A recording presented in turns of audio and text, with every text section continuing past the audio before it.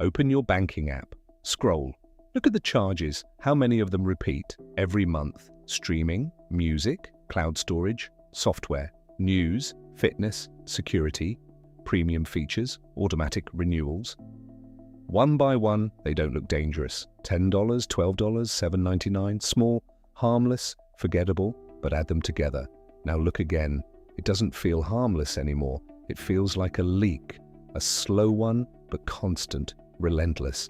There was a time when you bought something and it was yours. If you bought a CD, you owned it forever. If you bought a DVD, you could watch it any time. No expiry date, no renewal notice. You bought software, installed it, used it, done. You paid once and the transaction ended. Today, the transaction never ends. Somewhere along the way, ownership quietly disappeared and access replaced it. You don't buy the movie, you access it. You don't buy the software, you subscribe to it. You don't fully own the device, you unlock its features monthly. The shift didn't feel dramatic, it felt convenient, affordable, modern. Instead of paying $120, you pay $9.99. Instead of $500 upfront, you pay $20 per month. It feels lighter, easier, safer, and that's exactly why it works, because $9.99 doesn't feel like $120, but over a year, it is. Over 5 years, it's far more. But we don't think in 5-year blocks, we think in months. And companies know that. Subscriptions are not an accident, they are a strategy. Predictable revenue, reliable cash flow, endless customer lifetime value.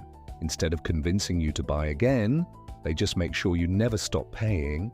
And the payments are automatic, silent, invisible. You don't approve them each month, you don't reconsider them. They just happen.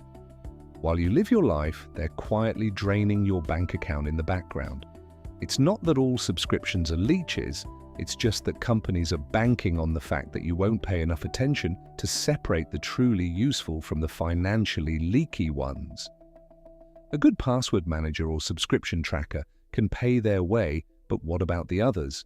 This is the genius of the subscription economy. It removes friction from spending, it turns purchases into habits, it turns habits into defaults, and defaults into permanence. Because cancelling, that requires effort. Remembering passwords, navigating menus, finding the cancel button that isn't quite where you expect it to be. And sometimes asking yourself an uncomfortable question, why am I still paying for this? Streaming service number 1, streaming service number 2.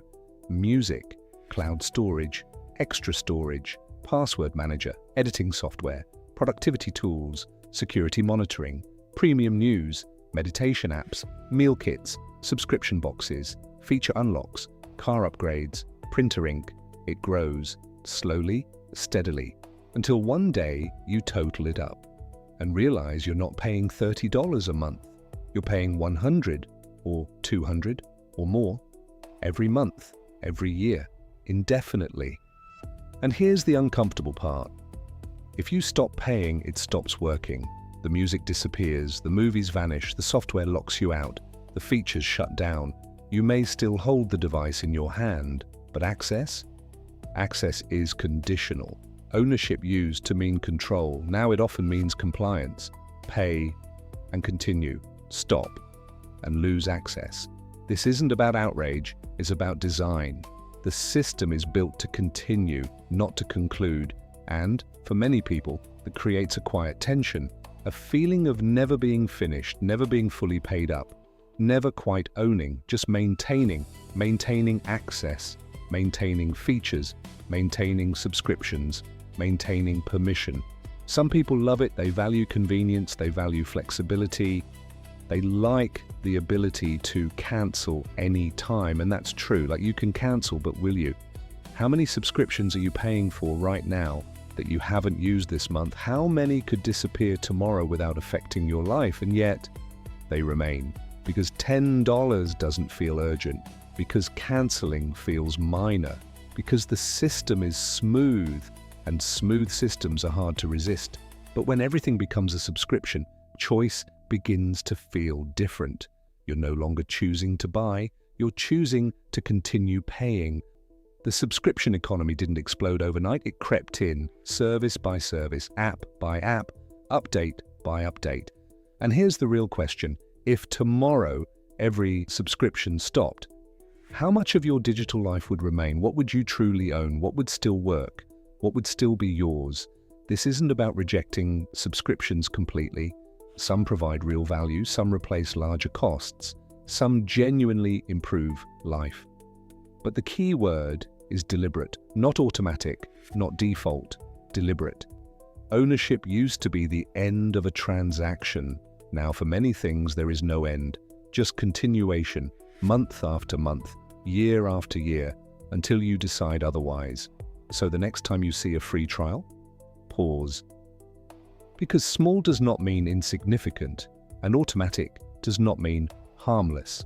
The subscription economy isn't going away, but you can decide how much of it you allow into your life.